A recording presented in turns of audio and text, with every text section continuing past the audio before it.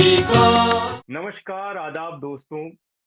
Great writer, lyricist, thinker Nida Fazli साहब का 12 अक्टूबर को जन्म हुआ था और उनकी बर्थ एनिवर्सरी पर उनसे जुड़ी हुई यादों को, उनके संस्मरणों को, उनके साथ जिन भी लोगों ने काम किया है, जितने लोग उनसे जुड़े हुए थे, उन सब की यादों को हम संजोने की कोशिश कर रहे हैं, आप तक उसको पहुंचाने की कोशिश कर रहे हैं। निदा साहब जैसे अजीमो शान जो शख्सियत थे, उनके अनछुए पहलुओं को आप तक रखने की कोशिश कर रहे हैं। इसी कड़ी में हमारे साथ हैं उनकी आखिरी ऑफिशियल एल्बम सुनो तुम के म्यूजिक कंपोजर, सिंगर, शहजादाए गजल जैजिम शर्मा। जैजिम, आपका स्वागत है। थैंक यू सो मच आशीष भाई। और आपने इतने अच्छे दिन के लिए मुझे मुझे याद किया है, क्योंकि बहुत प्यारा एक रिश्ता रहा है मेरा भी निदा साहब के साथ। और thank you so much for celebrating his birthday. And I think वो हमेशा हमारे बीच में ही रहेंगे।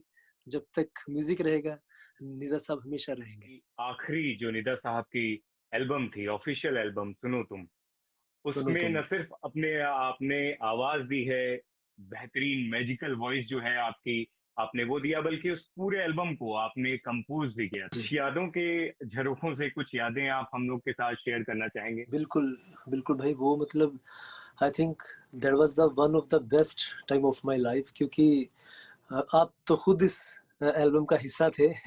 और आपके साथ और अतुल जी के साथ कैसे ये प्लान शुरू हुआ था, कैसे पहली बार निदा साहब को मिला था मैं, और कैसे-कैसे वहाँ से लेके तब तक बहुत सी प्यारी वो जो 2-3 महीने की जर्नी थी निदा साहब के साथ, वो बहुत इंटरेस्टिंग थी, बहुत कुछ सीखा उनसे। और आई एम रियली सो ब्लेस्ड कि उनकी ऑफिशियल जो लास्ट एल्बम थी वो मुझे करने का मौका मिला थ्रू अतुल भाई एंड यू। और बहुत प्यार से वो एल्बम बना था, बहुत मेहनत से वो एल्बम बना था। जैसे कि टॉम ऑल्टर साहब, पारुल मिश्रा जी, मालती जोशी जी जो उनकी वाइफ है, और बहुत सारे लोगों का उसमें साथ था। और और मुझे इस चीज़ की खुशी थी कि निदा साहब बहुत खुश थे उस एल्बम से। जैसे ही हमने उनको फाइनल, जब एल्बम का मास्टर उनको हमने सुनाया था, तो वो इतने खुश थे, वो इतना दुआएँ, इतना प्यार उन्होंने दिया था। तो ये बहुत बड़ी बात थी। बट अनफॉर्चुनेटली वो रिलीज़ होने से कुछ देर पहले ही उनका इंतकाल हो गया, जो कि हम सबके लिए ही, मतलब पूरे शायरी वर्ड के लिए ही, पोएट्री वर्ड के लिए बहुत ही दुखद वो खबर थी। लेकिन यही है कि ये जो इतने बड़े जो लेजेंड्स होते हैं, वो कभी भी जाते नहीं हैं। शरीर उनका चला जाता है, लेकिन वो उन्होंने जो इतना बड़ा-बड़ा काम किया है, वो आई थिंक वो मतलब ताउम्र तक, जब तक संगीत की बात होगी, तब तक इन लोगों का नाम रहेगा। बातें और भी होंगी, लेकिन पहले वो जो गाना स्क्रैच आपने तैयार किया था और जो अब हर किसी की जुबान पर है, इतना बेहतरीन एल्बम निकला, तन्हा तन्हा, उससे शुरुआत करते हैं। एक गाना आपकी मधुर आवाज में हो जाए।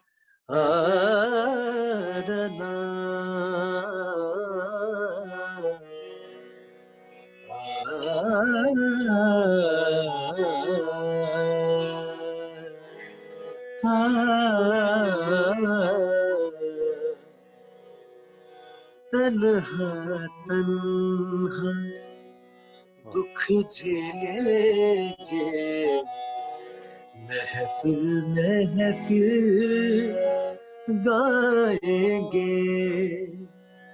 तन्हा तन्हा दुख झेलेंगे, महफिल महफिल गाएंगे। जब तक आंसू पास रहेंगे, जब तक आंसू पास रहेंगे, तब तक गीत सुनाएंगे। तन्हा तन्हा दुख झेलेंगे, महफिल महफिल गाएंगे। एक इसमें बहुत खूबसूरत भाई शेर था।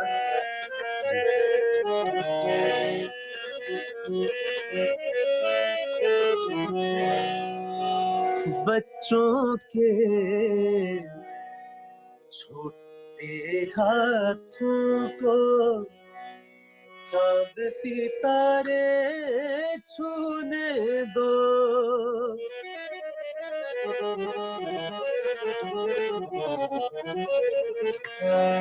बच्चों के छोटे हाथों को चाँद सितारे छूने दो। चार किताबें पढ़ कर ये भी, चार किताबें पढ़ कर ये भी हम जैसे हो जाएंगे। वाह वाह। तन्हा तन्हा दुख झेलेंगे, महफिल महफिल गाएंगे। क्या बात है भाई, मतलब वो पूरा वो जो वो वाकया था, वो क्षमा था, वो पूरा मतलब हर चीज, वो एक एक चीज याद आ रही है। याद आ आ, रही है, बिल्कुल। ये ये जो पहला आपको जब ये गाना मिला, जैसे कि आपने बताया पहली जो मुलाकात थी बहुत जबरदस्त नहीं रही, लेकिन उसके बाद क्या इंटरेस्टिंग थी बट दिमाग वो, में आपने, हाँ, जहन में क्या रखा जब पहला आप गाना बना रहे थे? क्या ऐसी चीज की कि मतलब ये गाना इतना खूबसूरत निकल कर आया? बिल्कुल मैंने ना उसके बाद मैंने, मुझे याद है जैसे ही मैं उनके घर से आया तो मैंने सबसे पहले उनकी गज़लें सुनी। फिर मैंने जो भी उन्होंने जगजीत साहब के साथ, वैसे पहले तो सुना हुआ था लेकिन मैंने और उसको डिटेलिंग में सुना कि उनको कैसा उनको म्यूज़िक पसंद है निदा साहब को। तो क्योंकि बेसिकली मेरा थोड़ा-सा बेडार अंग है ज़्यादा गाने का, हम्म, जिसको हम इंडियन जैज़ म्यूज़िक भी थोड़ा-सा बोल सकते हैं। लेकिन तब मैंने, जब मैंने और उनकी गज़लें सुनी, जगजीत साहब की सुनी, मैंने देखा उन उसमें मतलब जो शब्दों का जो वो होता है ना कि शब्द जो हैं, जो वर्ड्स हैं, उनमें ज़्यादा ध्यान रखा गया है म्यूज़िक से ज़्यादा। कि मतलब बेसिकली वो ये धीरे-धीरे समझ आते हैं कि गज़ल सिंगर होता है वो, he is a messenger of a poet. जो भी शायर ने लिखा, उसका जो मैसेज है शायरी का, वो गज़ल सिंगर ने लोगों तक पहुँचाना है। लेकिन पहले हम लोग वही करते, मैं पहले वो थोड़ा-सा रहता था कि काम ज़्यादा करें, थोड़ा-सा इम्प्रोवाइज़ेशन ये ज़्यादा करें या थोड़ी-सी मुश्किल कंपोज़िशंस बनाएँ, है ना? क्योंकि म्यूज़िक वाले लोगों को और ज़्यादा अच्छी लगे। लेकिन धीरे-धीरे जब म्यूज़िक समझ में आने लगा और जब शायरी का मज़ा और ज़्यादा आने लगा, तब ये चीज़ महसूस हुई कि बेसिकली अच्छी कंपोज़िशन वही है जो सीधा बंदे के सामने वाला एक बार सुने और उसको पूरी की पूरी शायरी याद हो जाए और कंपोज़िशन का मज़ा आए। वो मतलब दिस इज़ अ बैलेंस, वो मैंने बैलेंस रखने की कोशिश की थी शायरी और म्यूज़िक के बीच में से, एंड आई एम हैप्पी कि मैं जो चीज़ मैंने सोचा था वैसा मैं बना भी पाया और उनको बहुत पसंद भी आया। जैसे जैसे कि आपने शुरुआत में एक बार जिक्र भी किया वो कटिंग का, जब हम पूरे वो एल्बम शुरुआत कर रहे थे बनाना और हमारी सीटिंग्स होती थी, मैं और आप जाते थे निदा साहब के पास, तो हाँ जी। उनकी मतलब क्या पारखी नजर थी, और म्यूजिक को लेकर, संगीत को लेकर जो उनकी पकड़ थी वो इतनी जबरदस्त थी। वो कटिंग तक बताते थे कि कहाँ पर कितना कैसे होगा, याद हाँ, अगर आपको याद होगा, है ना? तो उसके बिल्कुल, बारे बिल्कुल में, वो जो क्योंकि एक्सपीरियंस था उसके बारे में कुछ बताना चाहेंगे आप? जी, बिल्कुल, बिल्कुल, वो बहुत अच्छा था क्योंकि मुझे अभी भी याद है जब सुनो तुम उन्होंने मुझे गज़ल दी थी, बेसिकली वो नज़्म जो थी सुनो तुम, वो आज़ाद थी, बड़ी आज़ाद नज़्म उन्होंने वो लिखी हुई थी।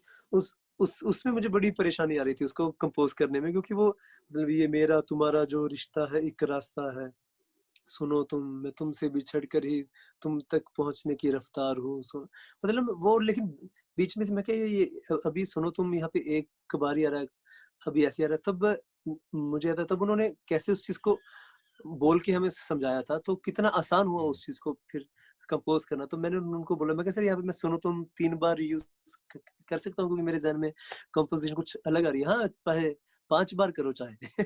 मतलब हम्म, वही तो, वो एक अलग, लेकिन जिस हिसाब से उन्होंने मतलब वो अपनी शायरी पढ़ते भी थे ना, वो भी एक अपने आप में कंपोज़िशन ही होती थी। तो जी। वो मतलब कंपोज़िशन बनाने में, क्योंकि बेसिकली जो बहर होती है, जो कटिंग होती है, जब शायर उसको बोलता है तो उसमें भी एक कंपोज़िशन छिपी होती है। बस एक एज़ ए कंपोज़र आपको उसको एक रंग पहनाना होता है कि आप कौन से रंग में आप उसको पहनाना, मतलब को कौन-सा आप उसको हम्म, रंग देना चाहते हैं रंग देना चाहेंगे कंपोज़िशन जी। वाइज़ उस वर्ड्स को। लेकिन ये था कि बिल्कुल कहाँ पे वज़न आना चाहिए, कहाँ पे वज़न कम आना चाहिए, वो जो बारीकियाँ जो वो हमें बताते थे, तो जी। वो बहुत एक seriously it was really very learning experience and it was the best best time really. और जैसा कि आप बता रहे हैं कि अलहदा अंदाज़ था उनका, जो स्टाइल था उनका रिसाइटेशन का, जो शायरी पढ़ने का, इवन आपको याद होगा कि कटिंग ऐसे करनी है, यहाँ पर करनी है, और जब खुश होते थे, जब आप वो करके बताते थे, वाह! और उस हाँ, समय दाद भी बड़ा कमाल, वो अदा पूरा एक, अगर आपको याद होगा क्या स्टाइल था उनका, अगर बताना चाहें, ऐसी क्योंकि नहीं, बिल्कुल, इतने बिल्कुल। चाहने वाले हैं उनके, और आप उन खुशकिस्मत, मैं भी उनमें से हूँ, और खासकर आप तो बहुत ज़्यादा, क्योंकि आपने लास्ट ऑफिशियल एल्बम पूरी कंपोज़ की है, अपनी आवाज़ दी है, और जो उनको इतनी पसंद भी आई थी। कुछ वो बिल्कुल अंदाज़ एंड आपको याद आ रहा है? नहीं, बिल्कुल मुझे वो टाइम याद आ रहा है, वो कितने खुश थे वो मुझे मतलब and he was so excited हम यहाँ पे दुबई भी जाएँगे, हम वहाँ जाएँगे, वहाँ जाएँगे। मतलब वो जी, जी, खुद ही जी। कितनी चीज़ें प्लान कर रहे थे उस एल्बम को लेके, लेकिन चलो जो भी ऊपर वाले को हुँ, मंज़ूर हुँ। होगा। लेकिन ये है कि मुझे अभी भी याद है जब एक उनकी गज़ल थी जो हमने सेलेक्ट की थी माँ वाली जो थी, बेसन की सोंधी हुँ, रोटी पर जी, जी। खट्टी चटनी जैसी माँ। तो वो जैसे उन्होंने मुझे बताया था बेसिकली उसका जो बहर था वो जो मतलब मिर्च जो बेसन की सौंधी रोटी पर खट्टी चटनी जैसी माँ, याद आती है चौका बासन चिमटा फुकनी जैसी माँ। जय तो श्री जब माँ। उन्होंने बताया मैं कहा अच्छा, तो फिर मेरा भी वो थोड़ा-सा माइंड थोड़ा-सा खुराफाती मैं कहा यार ये तो मतलब ठीक है। मैं कहा सर हम ऐसे कर सकते हैं बेसन की सौंधी रोटी पर खट्टी चटनी जैसी माँ 1 2 3 याद आती है चौका बासन चिमटा फुकनी जय कहते ये तो कुछ कुछ अलग ही है। ये तो मतलब आपने कुछ अलग ही बहर को कर दिया। तो मतलब जी, वो जी। जब चीज़ बनी तब मुझे याद था वो कितने इमोशनल हो गए थे वो। मतलब जी। ही वाज़ लिटरली क्राइंग जब हमने हुँ, हुँ, ये हुँ। माँ वाली नज़र को स्पेशली हाँ, बना के सुनाई थी। तो मतलब यही होता है एक ब्लेसिंग्स थी वो आई थिंक बहुत अच्छा वो था टाइम और उसके लिए मैं ख़ास तौर के मतलब ख़ास तौर पे अतुल जी का तो थैंक्स करना जी, ज़रूरी बनता है क्योंकि it was all his effort के ये उनकी सोच उनकी थी इसके पीछे कि ऐसी चीज़ निकलनी चाहिए बाहर कि एक आज जी, का बच्चा निदा साहब की शायरी गाए और वो यूथ तक वो चीज़ जाए। तो इसमें बिल्कुल, मतलब काफ़ी हद तक हम लोग कामयाबी हुए। लेकिन मैं बिल्कुल, ज़रूर मुझे वो माँ वाली आ रही है याद मैं वो ज़रूर हमारे दर्शकों को सुनाना बिल्कुल। चाहूँगा। बिल्कुल। Please, please. तररारा तररा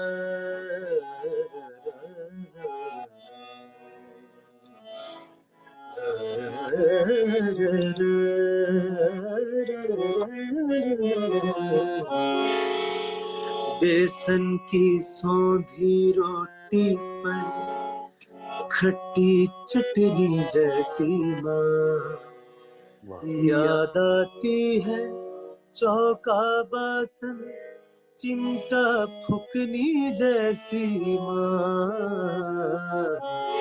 बेसन की सूधी रोटी पर खट्टी चटनी जैसी माँ याद आती है चौका बासन चिमटा फुकनी जैसी माँ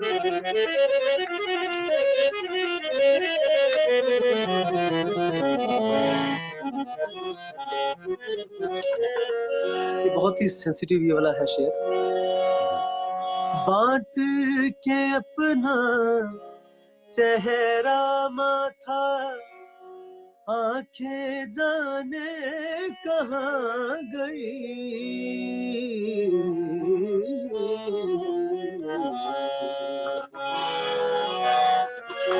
बांट के अपना चेहरा माथा आंखें जाने कहाँ गई फटे पुराने एक एल्बम में फटे पुराने एक एल्बम में चंचल लड़की जैसी माँ बेसन की सूधी रोटी पर खट्टी चटनी जैसी माँ याद आती है चौका बासन चिमटा फुकनी जैसी माँ,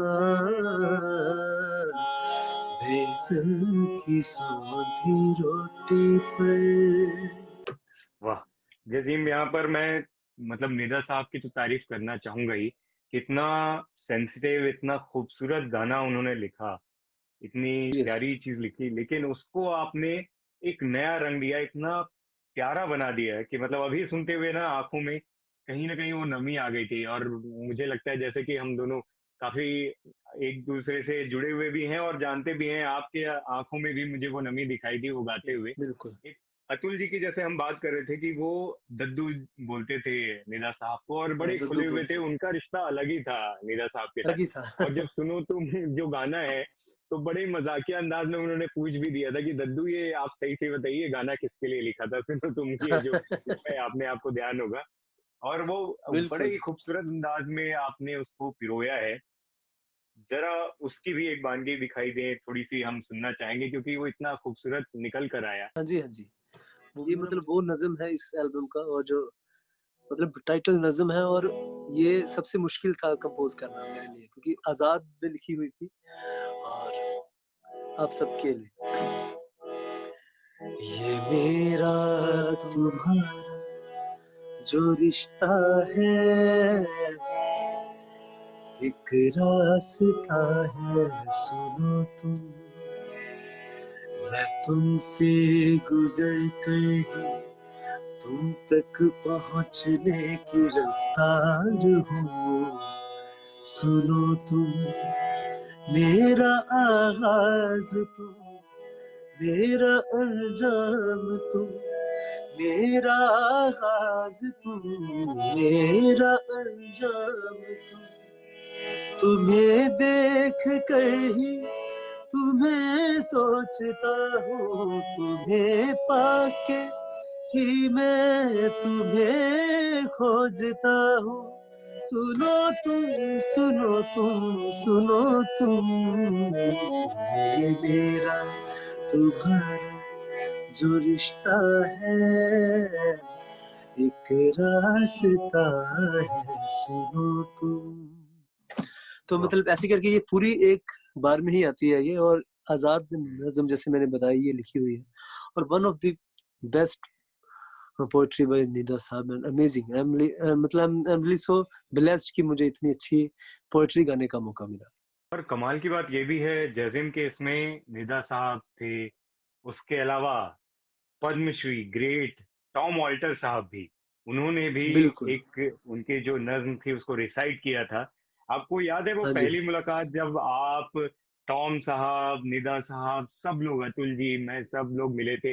इवन गीता दास हाँ, जी, जो ये जो पूरी ये एल्बम है, जितनी पेंटिंग भी की। गज़लें हैं, नज़्म है, अतुल जी का क्या कमाल का एक आइडिएशन था, क्या कॉन्सेप्ट था कि जितनी भी नज़्म, गज़लें और ये दोहे हैं, उस पे न सिर्फ आपने अपनी एक सोच दी, एक म्यूज़िक दिया, उसको अपनी आवाज़ दी, उसके साथ-साथ पेंटिंग्स भी बनी। तो जब सब बिल्कुल, आप लोग एक से बढ़कर एक कलाकार, क्रिएटिव पीपल एक साथ जब हम लोग मिले थे, वो याद है आपको जब टॉम सर, निदा साहब सब एक साथ मिले? बिल्कुल, बिल्कुल, मुझे अभी भी याद है, वो पूरा मंज़र मेरी आँखों के सामने है, जब पहली बार मैं टॉम साहब को भी मिला था, और सब हम निदा साहब के घर पे ही इकट्ठे हुए थे सबसे पहली बार। और बिल्कुल, और मतलब वो सब इतने एंथुसियास्टिक थे उस टाइम पे। मुझे याद है टॉम सर की जो एनर्जी थी, वो हम लोग मतलब कैसे, जैसे उनको निदा साहब वो जो नज़्म जो उन्होंने रिसाइट भी किए हैं इस एल्बम में, जैसे निदा साहब उनको बता रहे थे कि मैं अपने वालिद की कब्र पर फातिहा पढ़ने नहीं आया वाला जो था, हुँ, और जिस हिसाब से निदा साहब उनको बता रहे थे, और जैसे टॉम साहब ने उस चीज़ को लिया था, मतलब कैसे उन्होंने ग्रैब किया था, कैसे एक-एक मतलब ऐसे ही कितना अंदर से उन्होंने वो रिसाइट किया है। जी। मुझे याद है जब स्टूडियो में भी वो जब कर रहे थे, तब वो सब वही, वही, हाँ। रो रहे थे, निदा साहब रोंगटे भी, खड़े हो गए थे रिकॉर्ड उनके सब पे। जी। लोग रो रहे थे। ऐसे ऐसी फीलिंग्स के साथ उन्होंने उस नज़्म को रिसाइट किया था। मतलब इससे पता लगता है कि जो इतने जीनियस लोग होते हैं, इनका जो डेडिकेशन होता है, इन सब लोगों से ये चीज़ मुझे डेफ़िनेटली सीखने को मिला कि जो काम करना है उसमें 100% देना है, उसमें पूरा इन्वॉल्वमेंट होके, पूरा कन्विक्शन के साथ। और बहुत ही मतलब seriously I am so blessed कि इतने अच्छे-अच्छे लोगों के साथ इतनी अच्छी एल्बम करने का मौका मिला और इनके साथ अच्छा टाइम स्पेंड करने का भी मौका मिला। खास बात ये है कि जैसे मैं आपकी भी तारीफ करूंगा, कितना जबरदस्त तरीके से आपने कंपोज किया। पहले टॉम सर रिसाइट करते हैं, फिर आप उसको उस गाने को आगे बढ़ाते हैं, वो कमाल था। अगर थोड़ी सी पंक्तियां, थोड़े लाइन उसकी हो हाँ जी। पाए तो बहुत ही हाँ मजा आ जी, हाँ जी, जाएगा। वो एक दूसरी थी गज़ल, इंसान में हैवान यहाँ भी है जी वहाँ जी भी। जी जी जी जी जी। उसमें हमने वो किया था, वो बहुत अच्छा वो भी लिखा था, वही जैसे हम पहले बात कर रहे थे कि हमने हम्म, कोशिश की थी कि इस एल्बम में डिफरेंट डिफरेंट टॉपिक्स के ऊपर हो काम। ये नहीं कि सिर्फ हम्म, सैड है या रोमांटिक है और एक ये जो मतलब हिंदुस्तान पाकिस्तान के ऊपर उन्होंने ये लिखा था निदा साहब ने, तो हम्म, उसमें जैसे उसमें सबसे पहले ये टॉम वॉल्टर साहब का सिर्फ रेसिटेशन ही था इसमें। तो उसके बाद ही हम्म, हमें आइडिया आया था कि हम ऐसे एक काम करते हैं, नया उसको कंपोज़ करते हैं। तो वो भी एक बड़ी अच्छी और नई चीज़ बन के आई थी सामने। तो जो हाँ, एक सिस्टम चल रहा है मुझे उसको तोड़ने में बहुत मजा आता हाँ। है। तो वाह! शायद बीच में मैं कुछ कोई गूगली भी डाल दूँ। क्या बात है। वो तुम संभाल। नहीं, बिल्कुल वो तो अच्छा लगेगा। खूंखार बना के। खूंखार दरिंदों के फकत नाम अलग है, हर शहर बयाबान यहाँ भी है वहाँ भी। खूंखार दरिंदों के फ़क़त नाम अलग अलग है। है। खूंखार दरिंदों के फ़क़त नाम अलग है। हर शहर बियाबान यहाँ भी है वहाँ भी। अल्लाह निगहबान यहाँ भी है वहाँ भी।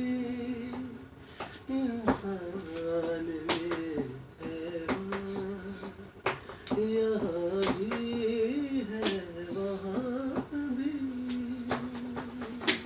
हिंदू भी मजे में है, मुसलमान भी मजे में है। हिंदू भी मजे में है, मुसलमान भी मजे में है। इंसान परेशान यहाँ भी है वहाँ। हिंदू बस फिर उसी हिसाब से ये तो चीज समझ में आ गई। ये ऐसी रहेगा। और बीच में शायद हम जैसे तुम गा रहे हो और शायद तुम गा रहे हो और मैं उसी वक्त पढ़ूंगा भी, इस तरह से भी हम हाँ। कर सकते हैं। वरना क्या ये बात है। जैसे कि मैं पढ़ूं फिर तुम गाओ, ये तो चीज लोगों की समझ में आ जाएगी। बीच में शायद तुम गा रहे हो और मैं पढ़ भी रहा हूँ, हाँ।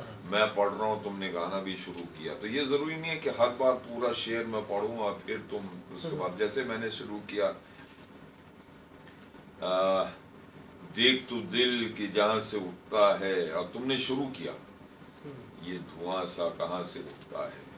तो उठता करेक्ट मैं पढ़ रहा हूँ और तुम गाना शुरू करो। से धुआं दोनों तरफ ही क्या बात।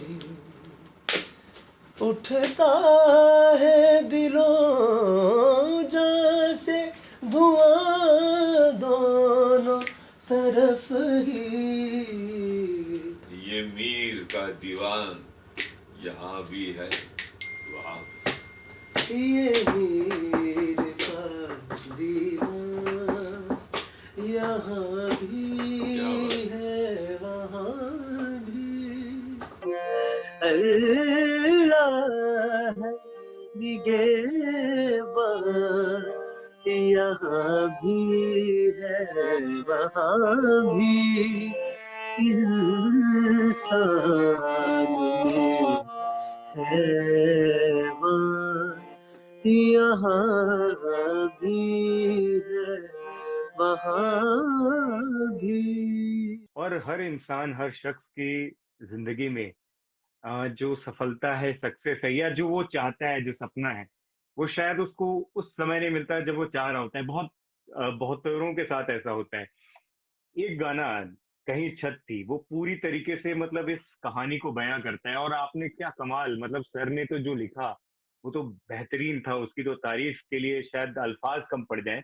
लेकिन आपने बहुत ही बाकमाल जो जिस तरीके से उसको कंपोज़ किया और जैसा गाया वो कमाल था। Thank you. थोड़ा-सा उसकी भी एक बिल्कुल, बिल्कुल। अगर आप और प्लीज़ गा दें छत तो। छत ग़ज़ल के लिए मैं डेफ़िनेटली अतुल जी का फिर से धन्यवाद करना चाहूँगा। मुझे याद है जब हमने अपनी तरफ से मैंने सब ग़ज़लें सेट कर ली थी। मेरी तरफ से हाँ जी, ये हो गया एल्बम, नाउ इट्स कंप्लीट।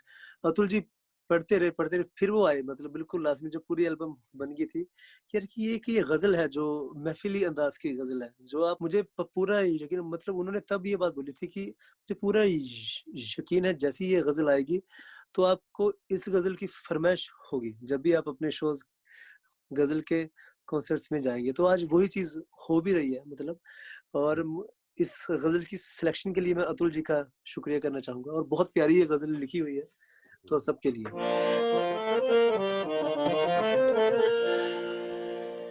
कहीं छत थी दीवारों, दर थे कहीं कहीं छत थी दीवारों,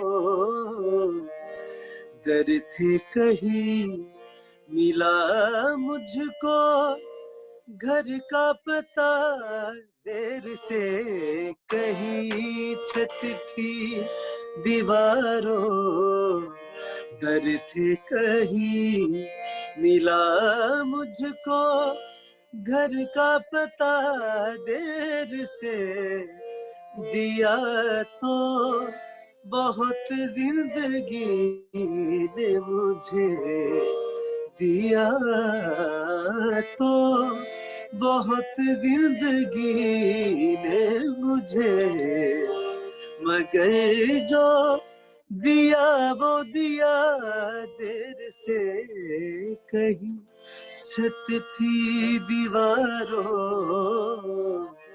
दर थे कहीं।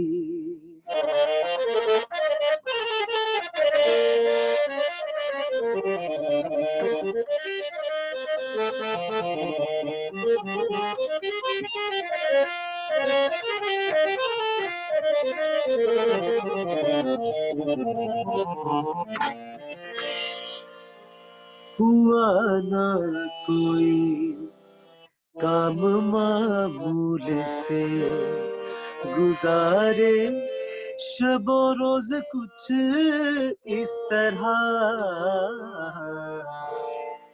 हुआ ना कोई काम मामूल से, गुजारे शबो रोज कुछ इस तरह, कभी चांद चमका गलत वक्त पर, कभी चांद चमका गलत वक्त पर, कभी घर में सूरज उगा देर से, कहीं छत थी दीवारों, दर थे कहीं कहीं छत थी दीवारों, दर थे कहीं। जैसे मुझे लगता है कि निदा साहब उनकी यादों, उनके संस्मरणों को वक़्त में बाँधना बड़ा ही मुश्किल है। उनके बिल्कुल जो मतलब जो एक जो फीलिंग्स हैं मेरी उनके लिए वो तो मैं शब्दों में बयान नहीं कर सकता सीरियसली, क्योंकि मुझे याद है क्योंकि पहली मुलाकात से लेके लास्ट तक एक बड़ा अच्छा बॉन्ड मेरा बन गया था उनके साथ और बहुत ब्लेसिंग्स, बहुत प्यार, बहुत ही आशीर्वाद और जो कि सबके हिस्से में नहीं आता है। तो आई एम रियली सो जी। Blessed and I am so lucky. और एक आई आई थिंक आखिर में एक उनकी गज़ल मुझे याद आ रही है जो कि बहुत ही मुझे बचपन से ही वो मेरी बहुत पसंदीदा गज़लों में से एक है, जिसको जगजीत साहब ने क्या कंपोज़ किया है और क्या उन्होंने गाया, तो वो हम सब जी, दर्शकों के लिए मैं लास्ट में मैं उनकी वो गज़ल गाना चाहूँगा। जी, जी।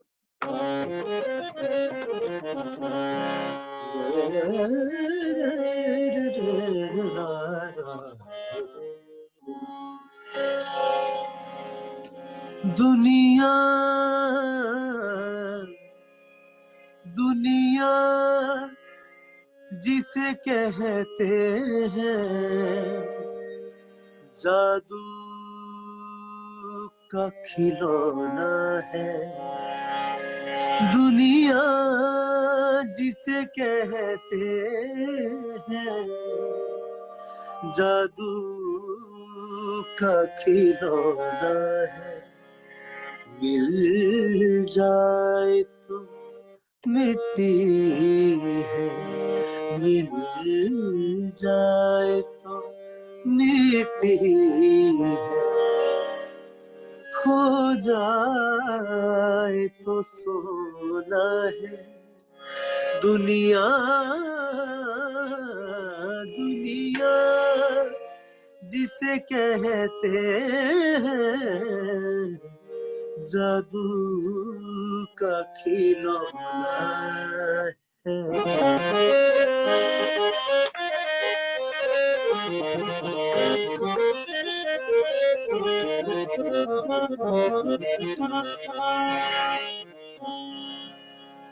बरसात का बादल तो दीवाना है, क्या जाने। बरसात का बादल तो दीवाना है, क्या जाने किस राह से बचना है, किस राह से बचना है, किस छत को भिगोना है। दुनिया दुनिया जिसे कहते हैं, जादू का खिलौना है। तो एक बहुत प्यारी उनकी गजल मुझे याद आ रही थी। बहुत बहुत शुक्रिया जज़िम, इतनी कमाल की आपने यादें जो निदा साहब से जुड़ी हुई हैं। इतने अजीमो शान शख्सियत हम लोग के बीच में अब नहीं है, लेकिन आज जो जैसा कि मैं बता रहा था कि ऐसी ऐसी चीजें उन्होंने लिख दी हैं जो अमर रहेंगी और उनको हमेशा अमर रखेंगी। बिल्कुल बिल्कुल। और जैसे कि आप बता भी रहे थे कि मैंने खुद देखा है कि बहुत ही कम वक्त में जिस तरीके से जो प्यार आपको उन्होंने दिया है, जितना आपको वो पसंद करने लगे थे, वो शायद ही किसी और फनकार को, किसी और म्यूजिक कंपोजर सिंगर को उतना प्यार मिला होगा। और बिल्कुल हम हर साल इसी तरीके से निदा साहब की जो यादें हैं उसको संजोने की कोशिश करेंगे, उनके चाहने वालों तक उनके म्यूजिक को, उनके जो उन्होंने अमर गीत लिखे हुए हैं वो पहुंचाने की कोशिश करेंगे। और आपको बिल्कुल। हमेशा आपने जो उनकी आखिरी एल्बम सुनो तुम बनाई है, जो इतना अच्छे से निकल कर आया है, इतना खूबसूरत एल्बम, इतनी अच्छी आवाज उसमें आपने दी है, उसको भी हमेशा सेलिब्रेट करने की कोशिश करें। थैंक यू सो मच भाई। एंड वंस अगेन जो भी हमें देख रहे हैं, जो भी निदा साहब को प्यार करते हैं, गजल को प्यार करते हैं और संगीत को प्यार करते हैं, आप सबका तहे दिल से शुक्रिया। और बस ऐसे ही और अगर आज का दिन तो मैं यही चाहूँगा हम सब लोग निदा साहब को ही सेलिब्रेट करें, उनकी गजलें, उनके गाने सुने। और आई थिंक इससे अच्छी कोई श्रद्धांजलि नहीं हो सकती एक शायर को। और थैंक यू सो मच आशीष भाई, और अतुल जी का भी फिर से तहे दिल से शुक्रिया, जिनकी वजह से हम सब लोग मिले और हम सब लोग ये जुड़े हैं। एल्बम बनाने का मुझे एक इतनी प्यारी सी एल्बम बनाने का एक मुझे मौका मिला। तो once again thank you so much. Thank you भाई।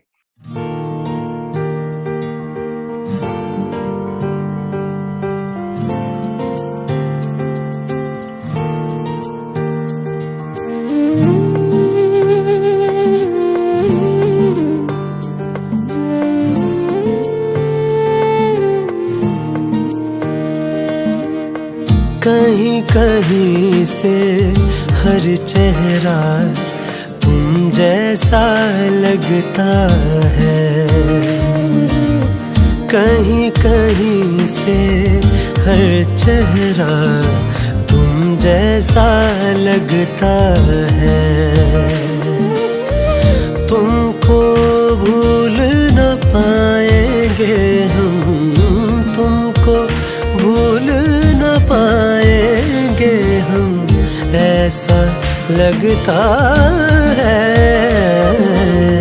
कहीं कहीं से हर चेहरा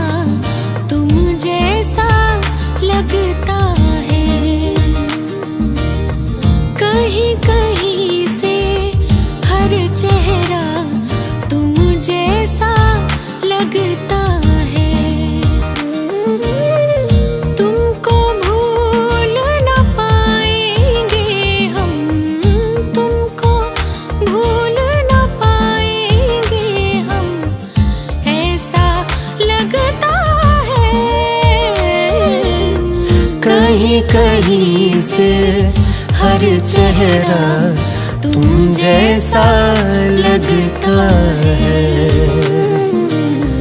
कहीं कहीं से हर चेहरा तुम जैसा लगता है।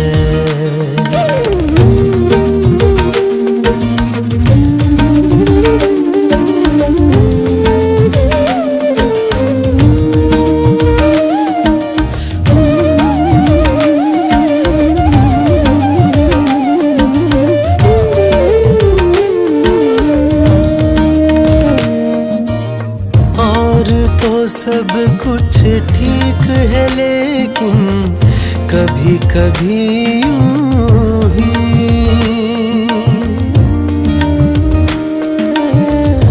और तो सब कुछ ठीक है लेकिन कभी कभी यूं ही,